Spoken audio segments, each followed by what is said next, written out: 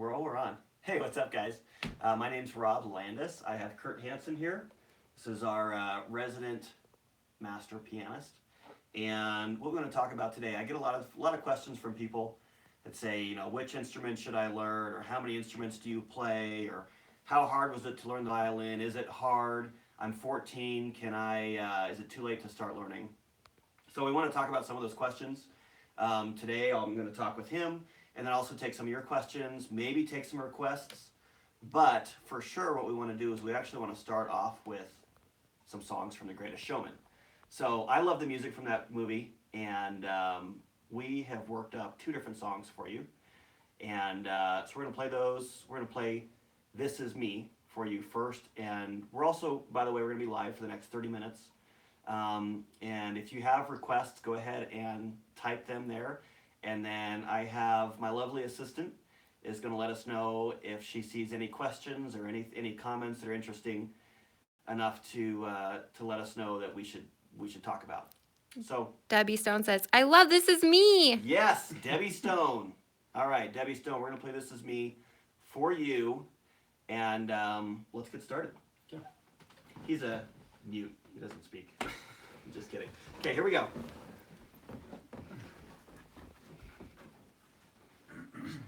And then in the comments, I want you guys to let us know if you play piano or violin or string instrument. Okay, they are.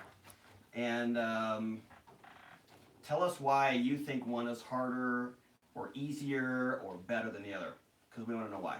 Okay, don't screw up. Go tune? Sure.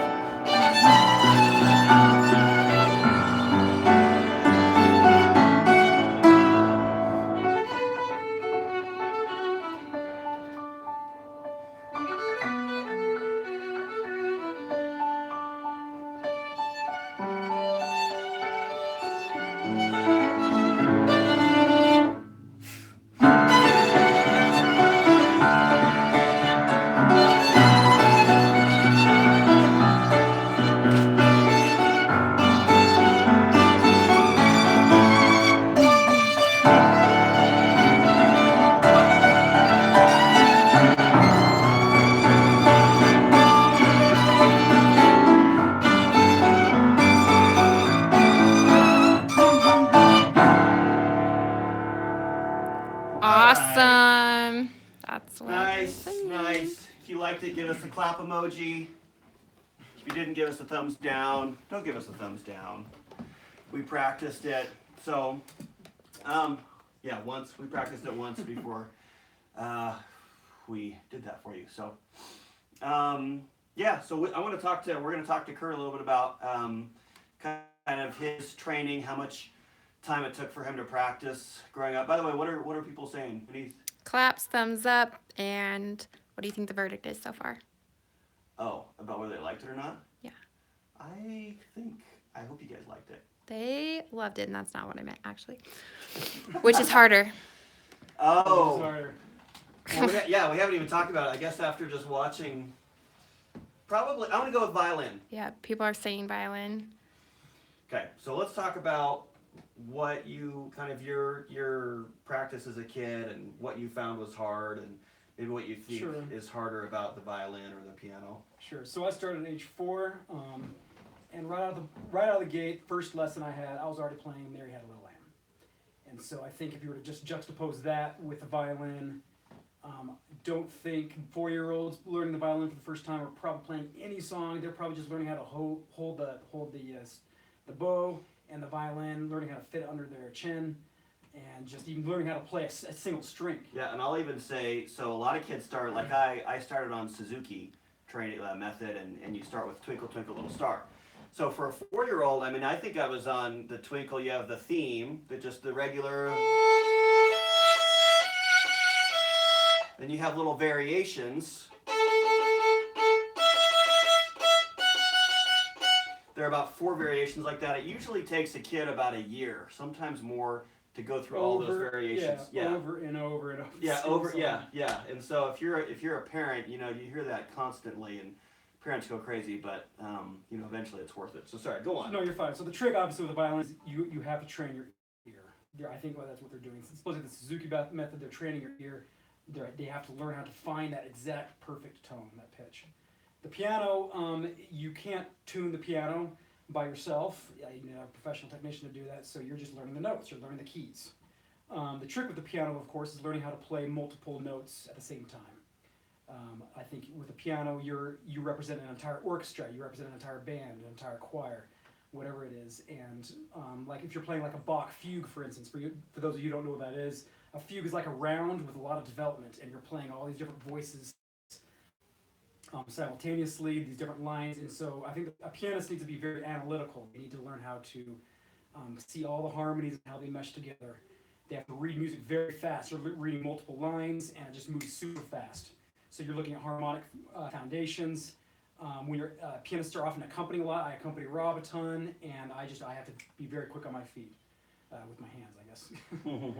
And one of the things about, like he's saying with the violin, when you first start learning to play the violin, the tone on a piano, it's not going to be scratchy, and the only time a piano really sounds bad as a beginner is if it's like really out of tune. But again, like he said, I mean, you can't tune it on your own. But with the violin, you have to not only that you have to have a nice tone and not have that scratch that we all hate. So that takes a long time to learn how to get that scratch out. Yes. Hey, everyone wants me to turn the phone, but I have it set in portrait. So I think if I turn it, it won't work. Should I try, guys? You have to give me the feedback. I'm going to turn the phone. It's like you're asking. Oh, it's locked. Sorry, can't do it. Oh, really? Next time we know. Okay. We'll do landscape next time. Yeah, sorry, guys. Yeah, we tried, though. We listened to you. See, we take your concerns very seriously. So yeah, that's one of the things where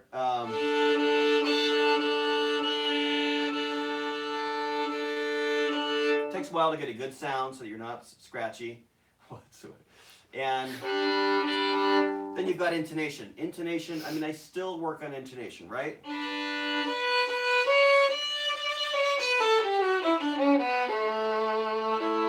Instead of something flat, and that's going to be totally different. You work on that for the rest of your life. You'll never stop doing it. Yeah, you never stop working on intonation, whereas, again, with the piano, it's all done for you. With the piano, though, you're always working on reading music, analyzing the music. You'll find that most of the famous composers of the past were all very good pianists. Basically, all of them were very, very good pianists or organists or keyboardists, like Bach. And I think that there's a translation there is that they know how to analyze music really well. They see the bigger picture. I think pianists have to find a lot of color. They can't really, the piano is a percussion instrument, and so you press a key, and no matter what you do, you can put more weight on it, nothing's going to happen. The sound is just going to decay and die. And so they have to find ways to be very creative with color, with line, and with the overall structure, looking at harmonic pivot points throughout the entire piece. And it's kind of the way the pianist's mind works is very different than the way any instrumentalist works, I think. Yeah, I agree. I mean, I'm thinking about a lot of the pianists that I know. Most of them know, I would say, harmony a lot better than I do. Are we getting any good comments or questions, or what are people saying? George, the dog, tell Tom I love his music. Tom? Rob? Rob. Or Kurt? Cool, thanks. So one of the things is, yeah, like I was saying, a lot of pianists I know really know their theory and their harmony and the structures of pieces well. And I mean, I obviously can't speak for all violinists, but I know for me, I spend so much time on my technique, you know, the intonation and the tone and the melodic line. So making sure that a phrase sings and it makes sense and it's beautiful. That's what I spend a lot of my time on, because I don't see the chords in front of me. I don't see the harmonic structure of the music in front of me. So a lot of it is, you know, it's just what I've got, a page. So how's it for you, like sight reading? Like you're seeing a difficult piece for the first time. Right. How quickly can you learn the notes? Yeah. So I do a lot of, I used to do a lot more, but I do a lot of commercial recordings. So I do recordings for albums, TV shows, commercials, and the standard for that is you show up and you've never seen the music before. You've never even seen it from before. You're basically sight reading. Yeah, sight reading. So you do it once or twice, and then you do the real and then thing. you start recording. Sure. Right, and so you know, and in that way, because it's more of a melodic instrument than a harmonic instrument, I'm not playing a lot of. I mean, you have your double stops.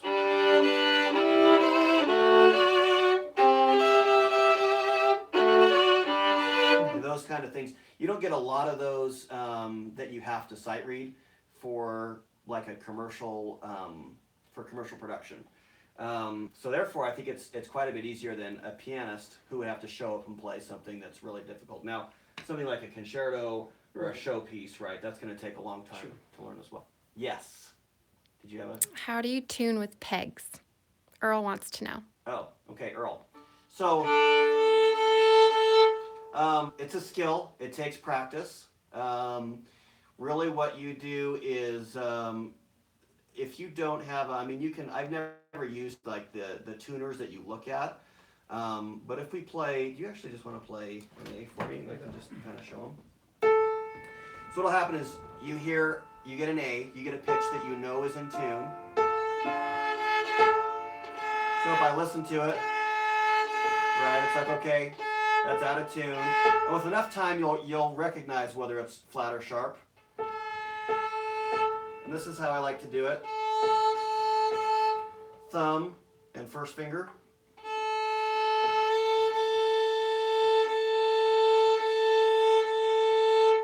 Until you match it. And then you go to D, so you start with A, then you move down to D. The other thing is, a lot of, if you're just learning how to tune, it's nice to have fine tuners up here, because you get pretty close. It's better just to get pretty close with the pegs, and then go ahead and fine tune and get it right to where it's supposed to be.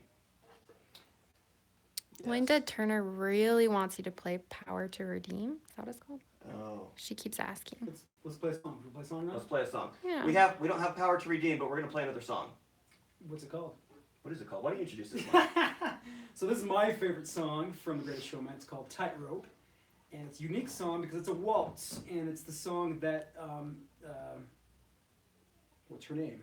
Michelle Williams? Yes. Michelle Yeah, I don't know her Williams? character's name, but the actress. Well, she's the wife of Barnum. She's Yeah. Mrs. Barnum, I guess. And she's singing basically that she wants to follow him work to the ends of the earth, that she just wants to be with him. She loves to be with him. He's on the road a lot, being the ringmaster, the circus master, whatever they're called, and so he's just gone. She just misses him so much, but she wants to follow him to the end of the earth. So I love this song. Yeah. This is Tightrope.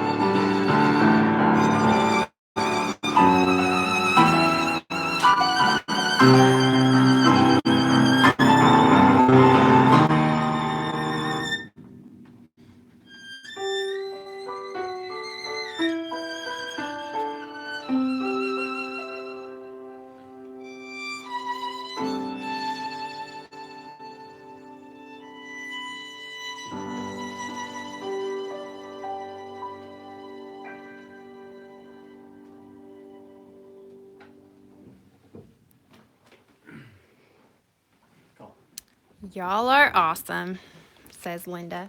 Thanks, Linda. How many people do we have on? 68. Oh, 68. Okay. All right. Well, nice. Good job. Thanks, guys. Cool. Yeah, so when I was, what was I, 11? When I was 11, I was doing 3 hours of music a day, 6 days a week. And my teacher was really strict, but that's when I saw the most progress, actually. And so not really, a lot of times people ask, hey, well, how much should I practice? Or, how do I get good fast? The most important thing I would say would be the quality of practice over Absolutely. just quantity, because I've been teaching the violin for over 20 years, and it's so easy for us to just want to race through music and not do the hard work, like slow down, do the slow drills, and do it over and over and over again. But that's what it takes to be able to play fast passages, fast notes accurately. So, But you need to have fun. It needs to be fun. right. If you're not having fun, you should take a break. You should stop and just relax. You'll come back tomorrow. You'll come back the next day, and then you'll just be more refreshed. But you need to have fun. The other thing is, make sure you're playing music that you like, music that you love. And so, especially now with so much music available on the internet for almost any of the songs that you want to learn to play, it's easy to find music for your favorite stuff. So get something that you like to practice and you like to work on. Absolutely. Now, I think some students try to bring in something that's way too hard, way much too difficult, and I think they might get frustrated with that. So I think there doesn't need to be a balance. Find something that you enjoy that is also fairly easy. Find something that might be, you look at the easier music, maybe you have a teacher that suggests to you look into a certain group of pieces or by a composer or by a certain period. But it doesn't need to be within your range. Otherwise, Right. you also might get frustrated and overwhelmed if you're finding a piece that you love, but it's really, really hard. And a lot of times you can find simple versions Sure. of music, Yeah. right? Just to start on That can kind help of too. stuff. Yeah. So what did you spend most of your time doing when you were practicing 3 to 6 hours a day? So How's that time spent? so my teacher would have me do what she called layers. And so there were about 7 different categories or ways to practice music that I had to go through. The first one was usually shifting. So I'd practice all of my shifts first, and I'd pick the first 2 lines of music and just practice shifts. So if the music goes, I've got a shift there.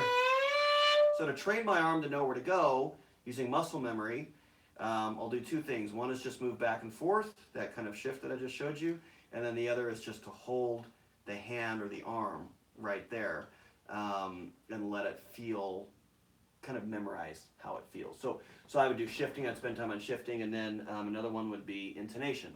So I'd spend time just going through music slowly, but playing with an open string.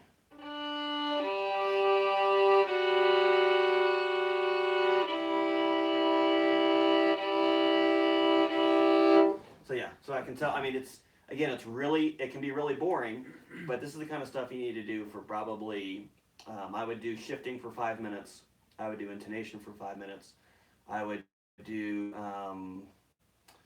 just play the notes by themselves quickly, or with quick bow strokes. So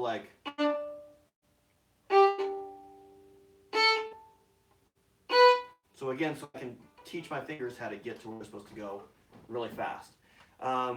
So I would do that, and then after that would be generally just playing the music, maybe 3 measures or maybe 10 seconds worth of music, just all together, and start playing with this. Do it with a metronome. So you start with the metronome at a slow tempo, and then once you get that as clean as you want it, then you bump it up. You bump the tempo or the metronome up a little bit, and so that's how you can work fast passages. You start them slow, so they're just so easy to do for you, and then as soon as you can get it perfect multiple times, you speed it up. So a lot of those things, I do all those different layers in different sections of music, and then the different pieces. So I might have 3 different pieces that I'm working on. So Rob, talk about what makes the violin easy. What's easy about the violin? I would say probably the only thing really that's sight reading can be easy once you because you just have the one note generally you're playing at a time. Sight reading can be easy. It's almost hard to say, just because there's so many things I'm working on all the time. I still have to work on shifting. I still have to work on intonation. Rhythm. Everybody has to learn rhythm. Oh, you guys never learn rhythm. Pianists are the only ones who really know rhythm. Yeah, we're like singers. Yeah. No offense to singers, but okay, so yeah, I'm not gonna say anything. Where did you feel like it paid off? Where did you start noticing that? Wow, I really feel like I can do this. Every single day, you feel like, wow, this is actually fairly easy. I can learn anything I want. That was probably when I was already doing it for 3 hours a day. It was probably several years into doing it 3 hours a day. So when I was like 13, 14, 15, that's when I was like, okay, I can start to, Mm-hmm. read music and learn it pretty quickly. Mm-hmm. How about for you? Well, I guess it depends on the level of difficulty. Like, if I knew that I could play anything when I was like a sophomore in high school, 14, 15 years old, but like then I realized I really want to learn like the Chopin etudes, and I realized, wow, that's not something that you just want to learn. Even when you have pretty good technique, you have to really good technique to learn certain things. Certain composers are really hard. Like you look at Chopin and Liszt, even Brahms and Beethoven have some really, really difficult passages. But even like someone like Mozart, who might sound easier, it's actually in some ways Mozart's harder than Chopin, Liszt, and Rachmaninoff to make it sound really good. So it depends on what you're going after. I love to focus on the music of Schubert. He's the composer that I've been focusing on the last several years. And I love Bach, Chopin, and Beethoven. Those are kind of the big four composers that I focus on. Cool, awesome. Anything else out there? What kind of comments we're getting? Okay. Well, awesome. I just want to thank you guys for being here, and I'm going to upload a really cool video next week. I'm going to do a cover of Metallica song. So look forward to that. On that violin right there? Different violin. Different violin, huh? But that's all I'm going to say. Oh, okay, cool. Yeah, so tune in next week. I have videos every Friday, so make sure to turn on those notifications. And I'll go live again like this, maybe in another month or two, and I'll take more of your requests. So thanks for tuning in. Good. Hey, and I'm your camera girl. Oh, He's gonna yeah. show me how to turn off the phone. Oh yeah, here we go. Thank you, Randy. There we go. Let's do the X.